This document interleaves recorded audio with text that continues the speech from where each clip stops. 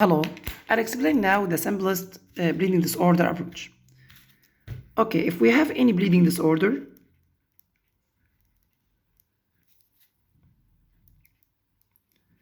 the first investigation we'll make is bleeding time.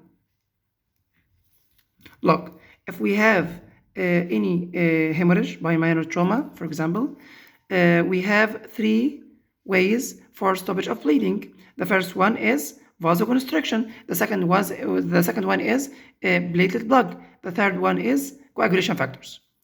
Bleeding time searches for the first ways of stoppage of bleeding, either platelets or vascular. So if it was prolonged, the cause is either in platelets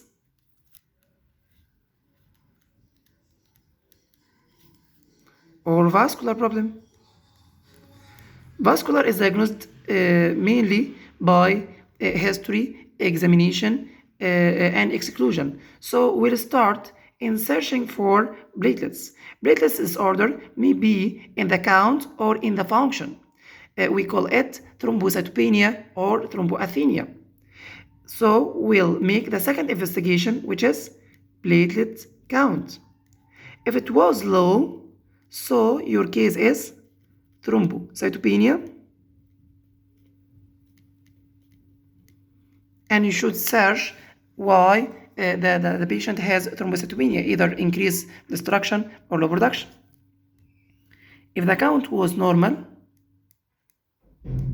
so you must, in this case, make a third investigation, which is coagulation time.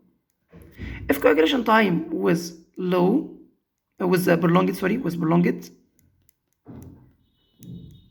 so the case is von Willebrand disease, which is a problem in the von Willebrand factor. Okay, what about if it was normal? If it was normal, your case is mostly a vascular problem, right?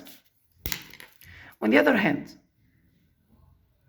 if bleeding time was normal from the beginning,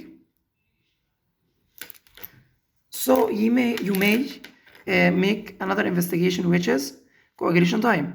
But in this case, it's not necessary, because if you do the approach right, if you make the approach right, it's mostly in coagulation factors. So you can make directly BT and a BTT. BT, which is a prothrombin time, searches for extrinsic factors, which is factor 7. If it was normal, you will look for ABTT. If it was prolonged, so it's the case is maybe in factor 7, and you should look about BTT too. In BTT, if it was normal and BT was prolonged, so it's of course factor 7 disorder. And if it was prolonged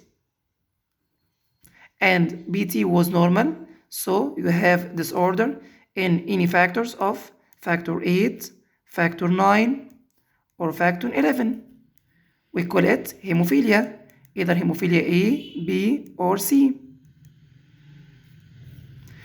But sometimes the case has prolonged BT and prolonged BTT. In this case, the disorder is, of course, in the common pathway. So it's mostly in fibrinogen.